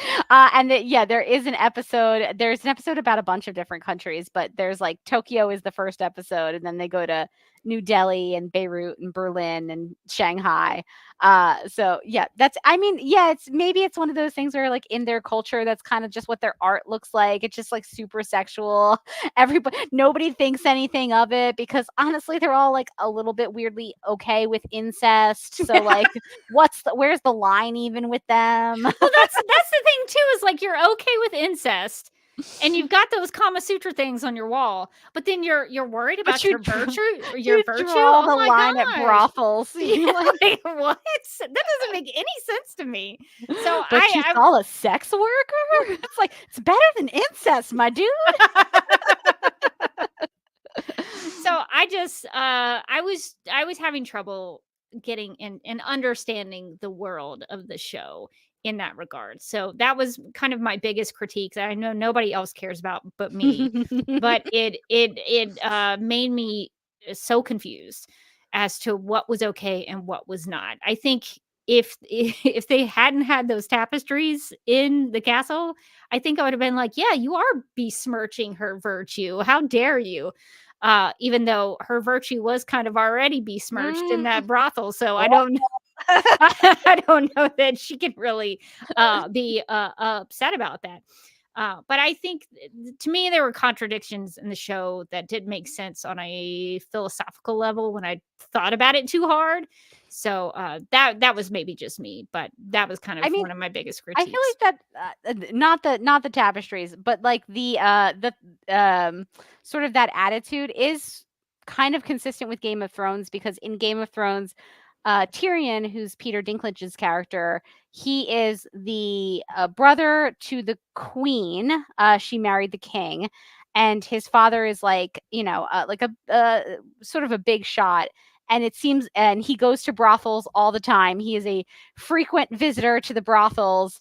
And it seems like it is an embarrassment to the family that he does this, which is potentially the reason that he does it. Because he's like, I hate you all. So I could definitely see that it kind of tracks with the world, that like these highborn people, of course, yeah, maybe they do it, but like they're not supposed to be seen. They're not supposed to be known that they do it. Like it's supposed to be like under the radar.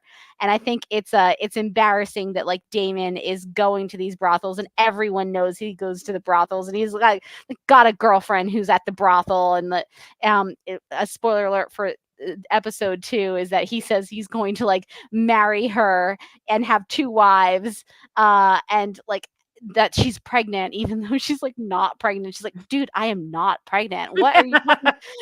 That was a great scene to me in episode 2 where she's like, are you serious? We didn't talk about any of this.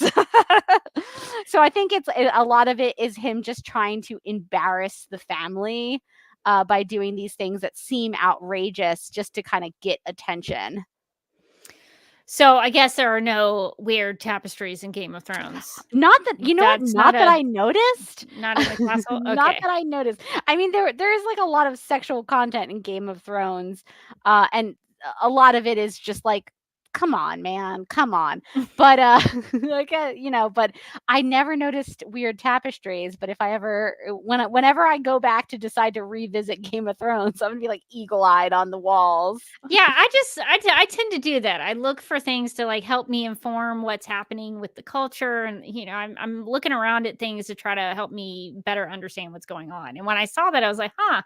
I really was shocked by it, so much so that I was like, okay, maybe this is what they do here. I guess this is the thing. So yeah, I guess as you go along, if you continue House of the Dragon, pay attention to the tapestries. Let me know if maybe I'm just a weirdo that focused on something that nobody else cared about. I'm looking for these tapestries now. That's for sure. Yeah, you can look up an article. I found one to send some to friends of mine, because when I mentioned it to them, they were like, "You're really focused on these tapestries," and I was like, "I'm gonna send you an article that shows you exactly what these things look like." And oh my god, there's a Den of Geek article that says the Targaryens' home decor is very not safe for work. Yes. That's hilarious. So I hope it's not just me fixating on something. Actually, there's a really interesting, and I don't know it's an interesting article because I just read the headline, but it seems interesting. It's from artnet.com, and it says how Pompeii and medieval art helped inspire the very racy backdrops for House of the Dragon, the scandalous Game of Thrones spinoff. It says the creators made some very not safe for work choices when it came to home decor. So I will send that to you after we hop off, because I'm going to read this, because that sounds really, oh my God, you're right. I just saw like a screenshot, like still screenshot of what's happening in the background of this one character, and it is, people are doing some stuff. People are bending in all kinds of ways.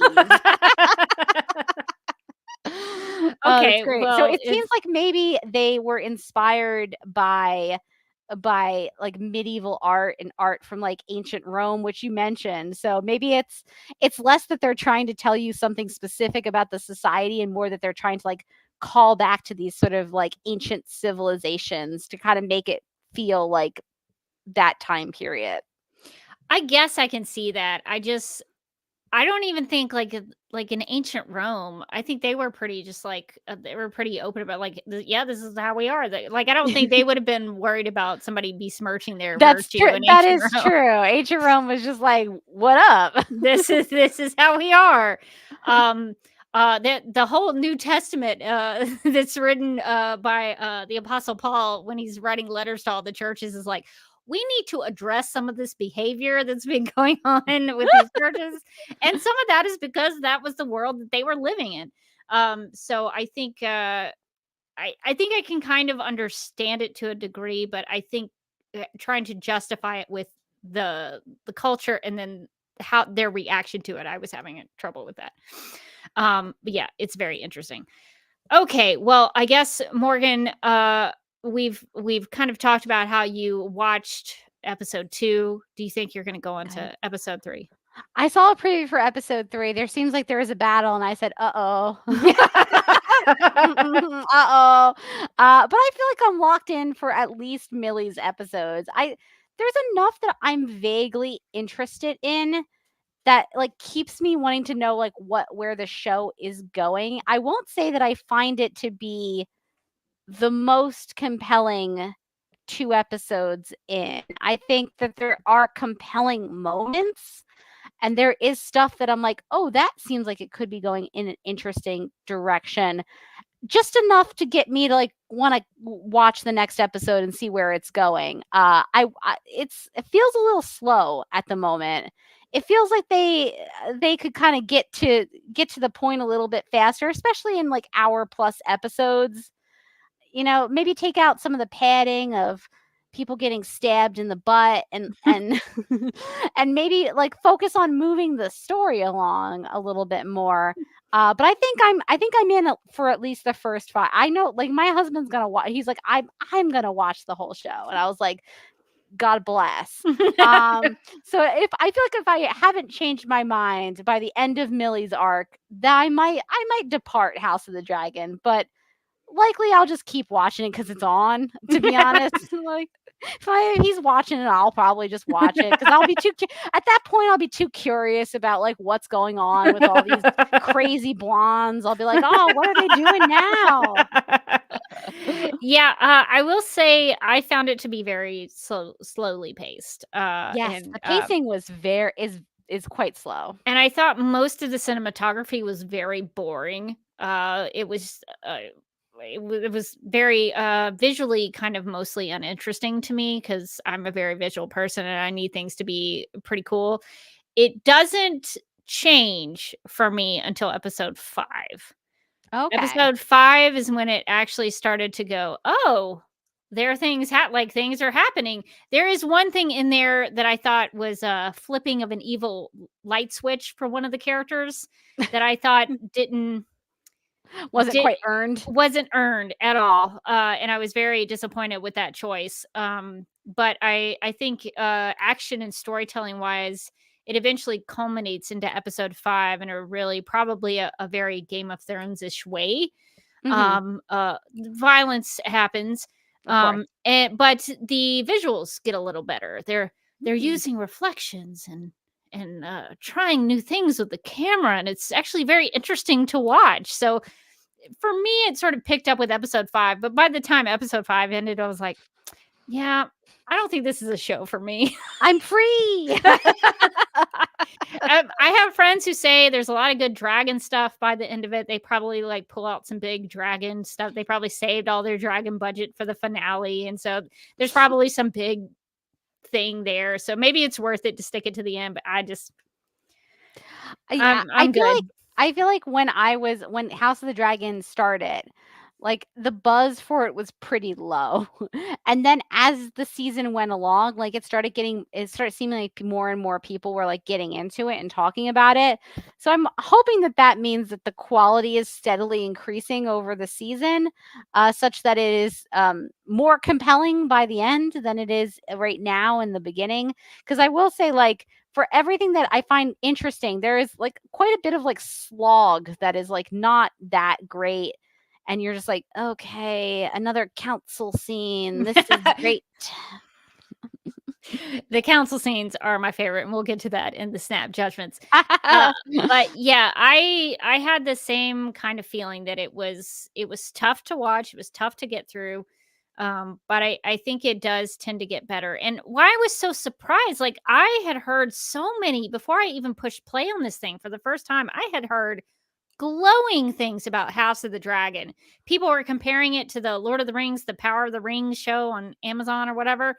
They were like, "Oh, House of the Dragon was way better than that Rings of Power TV show. Oh, House of the Dragon was great." Blah blah. And I just heard all these glowing things. And when you read all those Millie Alcock casting news reports, they made House of the Dragon sound like it was this great TV show. So I went into it like, okay, all right, show me what you got, House of the Dragon. And then I left and I was like, that's it? That's all you got? Episode 1, I feel like, is an especially bad showing for the like if I didn't have the Game of Thrones background and I had just watched episode 1, I would have absolutely been like, screw this show. No, thank you. I don't want anything that they're selling.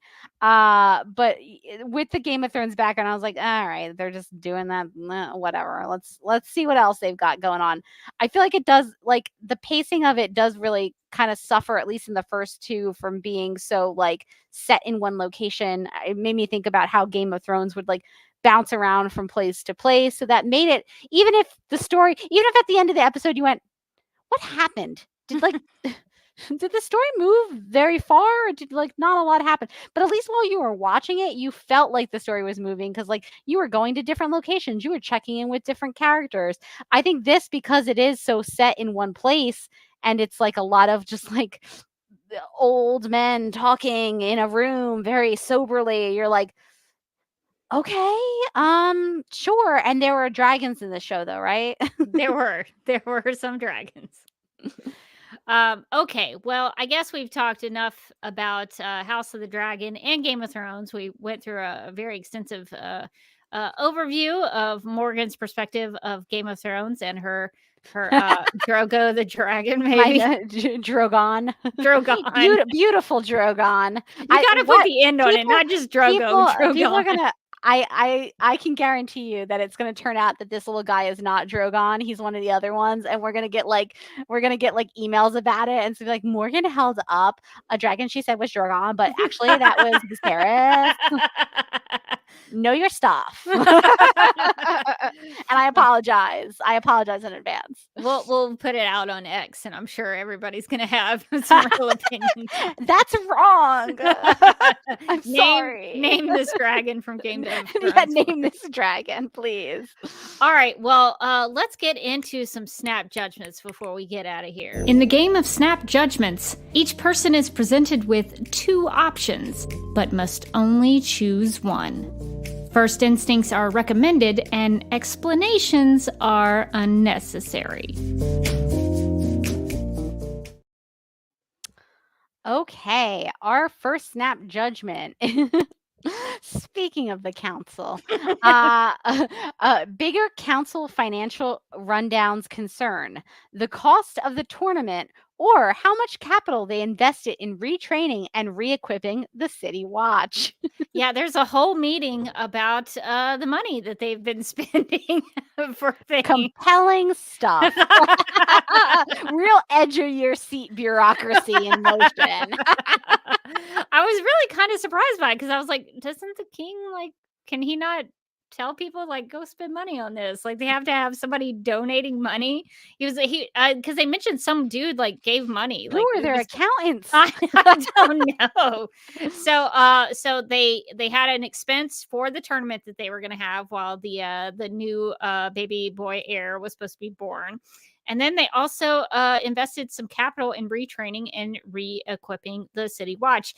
I think the biggest concern, just for like the consequence of everything, they spent a lot of money for the City Watch, and then it became a terrible disaster. So for me, that is the bigger financial cost, because then you're sort of ruining your king reputation based off of what Daemon was doing. So I would say maybe scale back on the funding of the City Watch, because they're maybe not doing a great job. So I think for me, that would have been my more pressing concern.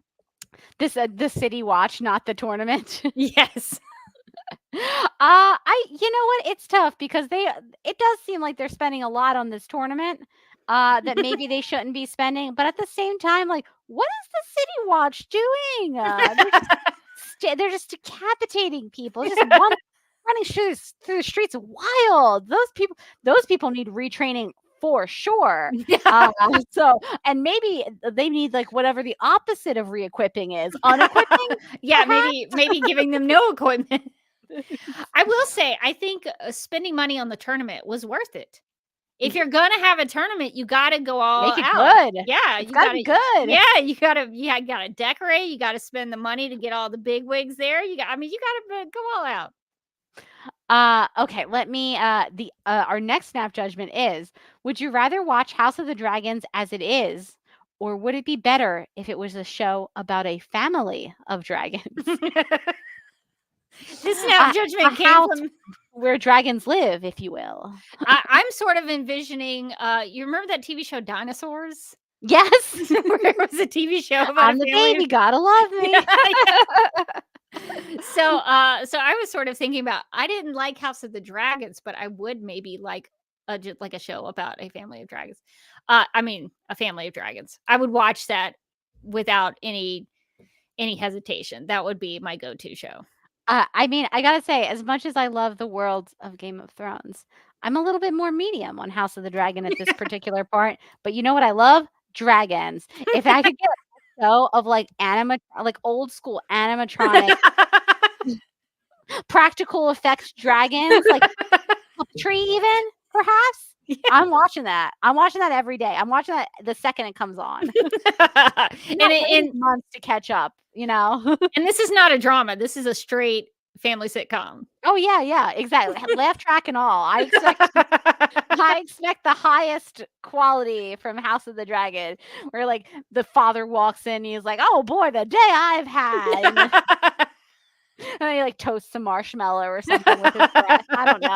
I'm just tossing out ideas. They can take any of this. What does that show look like? I don't know, but I think it would be amazing. That's a free idea. If the Henson Company wants to take it and run with it, let's do it. All right. Well, I think that's going to take us out of Snap Judgments. No judgments on your Snap Judgments. I meant to record a new set of plugs for us this weekend, and it did not happen. So I'm just going to do a live read of our plugs so that we can have an up-to-date version of it. So that's going to do it for this episode of Supergirl Radio. If you would like to contact Supergirl Radio, you can post a comment on our website at supergirlradio.com. You can email us at supergirlradio@gmail.com. You can like us on Facebook and follow us on X and Instagram, all at Supergirl Radio. If you like what we do, we encourage you to give us a rating and write us a review on Apple Podcasts. And Supergirl Radio is part of the DC TV Podcast and Multiverse of Color networks. And if you want to hang out with us live and wired, we usually go on Tuesday nights at 9 p.m. Eastern on the DC TV Podcast YouTube channel and the Supergirl Radio Facebook page. This time around, we did live stream on Monday just because I had a Tuesday conflict that we had to change things around. So if you were surprised about us going live on Monday, that's why. DC TV Podcast also has a TeePublic store. So if you are in need of new DC related t-shirts, tank tops, sweatshirts, onesies, mugs, notebooks, pillows, or stickers, go to supergirlradio.com and click on the TeePublic store link at the top of the page. And and since we talked about the Game of Thrones universe, we have some game night designs in the DCTV Podcast TeePublic store we'd like to suggest. Yeah, these are custom Supergirl Radio designs that we have in the TeePublic store. We put these out into the world. If you would like to check them out, we have some game night related merchandise. So check that out in the DCTV Podcast TeePublic store. Yeah, I mean, wear them to your next game night for sure. Yeah, I've got some game night apparel that I can wear, so I encourage everyone to check that out. Well, if you would like to become a Legion of Super sponsor for and support the Supergirl Radio Patreon, you can do it like these people who are Legion of Super sponsors: Michael, Anne Marie, Yvonne, Nicola, Abby, Miriam, Nicole, Brian, Ethan, Danny, Majuba, Zachary, Annie, and Rachel. And if you'd like to become a Legion of Super sponsor, you can go to patreon.com/Supergirl Radio. And if you would like to follow me on the interwebs, you can find me on Instagram at the Derby Kid and on the social media platform Vero. True Social, I think, is the official title. I'm over there at Derby Kid, and I have a YouTube channel that you can find at youtube.com/duckmilkprod. I'm actually going to be starting a series where I talk to Snyderverse fans or Zack Snyder fans, however you want to put it. I have an interview lined up for next week, so I'm going to be talking with a fan that I met at the Full Circle event in 2023, who came up to me and said, "Hey, are you Rebecca?" And I said, "Yes, I definitely am." So Damien came up to me and talked about how he had seen my videos about Batman v Superman and told me about why he likes Batman v Superman. So we're going to be talking about his love of those films and just film in general. So that is a goal of a series that I'm going to start talking to a bunch of fans. So that is what we're going to do over at youtube.com/duckmilkprod. I was also recently on Dave the Film Junkie's vodka stream to talk about the Millie Alcock Supergirl casting. So if you'd like to check that out, visit youtube.com/thefilmjunkie. That's kind of hard to say. The Film Junkie. And you can find me on Twitter and Instagram at Mojotastic. You can also find me as a co-host on the Legendary Ladies podcast, which you can also find all over the interwebs, including YouTube at the Legendary Ladies, where we post our shows that you can watch, on Instagram at the Legendary Ladies, on Twitter at Legends_podcast, all those good places. We have our next couple of we just talked about the Mean Girls, the musical of the movie. And we are going to be talking about within the next couple weeks, the Amazon animated series that is also a musical called Has Been Hotel. And we are also going to be talking about the movie Whiplash, because apparently neither Amy nor I had seen Whiplash. And with Oscar season coming up, Kat was like, "Oh, this is one of the Oscar movies I've really liked in the past." So we were like, "Sure, why not? Let's watch Whiplash." And I will tell you, that's an intense movie. That movie is intense. Melissa Benoist is in that, yes? She is in that. So fun Supergirl tie-in is that Melissa Benoist is in Whiplash. She doesn't have a very big part, but she's plays sort of like the love interest of Miles Teller's character, who he meets at the movie theater, and she's really cute in it. I've heard a lot of good things. It was kind of, I don't know if it won Best Picture one time, but it was like a Oscar buzz, at least. It had some buzz. Yeah, I don't know if it was nominated. It might have been nominated for Best Picture. I know J.K. Simmons, I believe, won for supporting actor, and he should have, because he was crazy in that, absolutely out of his mind in that movie, and very, very good as an actor, and it really made me dislike that character so intensely that he played. Yeah, I've heard that it's a well-made film. A lot of people seem to like it, so that's cool that you're checking that out. I will not be watching Has Been Hotel. It gives me Adult Swim vibes, and I'm not. Gives you Mr. Pickles vibes. It's giving me Mr. Pickles vibes. There was another show on Adult Swim that was like Your Pretty Face is Going to Hell. That was another one. Turns out that guy who made that show is a Satanist, so that explains a lot. He's like, this is what I'm into. Sometimes I would have to work on that show too, and it like Mr. Pickles made me physically ill. But every now and then, because it was kind of like an office sitcom set in hell, and so sometimes it would be funny in terms of like the office portions of it, but Oh, I had to work on some real stinkers when I worked at Turner. Things I would like to wash out of my brain. So Has Been Hotel, I don't think I will be checking out, but I wish you the best in podcasting. Thank you. I watched the pilot, and it's I mean, it is based in like she's running a hotel in hell, and it's pretty. It like people are cursing and there's bad things happening, but it's also like kind of an upbeat, cheery musical. The tone's real weird. But I might check out some more episodes just to see like what happens. It's like one of those things where you watch the pilot and you're like, what is this? And it's like that like curiosity gap gets you where you're like, I gotta know what this is. Like if I don't know after the end of episode 1, sometimes I'm annoyed and sometimes I'm like, all right, episode 2. You got me. Well, you'll have to, I guess, fill me in on it because I don't think I'll be we sitting will through report it. back from the trenches. That's a no for me, but I'm sure the legendary ladies will tackle it with some great spirit behind it. All right, well, I think that's going to do it for this episode of Supergirl Radio. But until next time, I'm still Rebecca Johnson. And I'm still Morgan Glennon.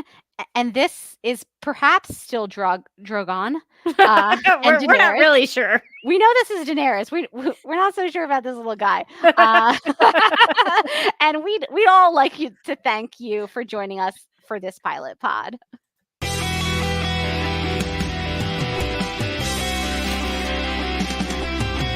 McGurk, I love Not typing. mess with my Google Docs, Meeksy. Supergirl Radio is going live every night of the week. How do you like it? Is becoming a human burrito a plus or a minus? I don't know. It does seem snug. I mean, they say you are what you eat. Kira. I love that. So I do a podcast called Supergirl Radio, and one of our segments is 𝘿𝙧𝙖𝙜𝙤𝙪𝙨 Boardroom or Ballroom because her outfit. She looks like a boss in this coat.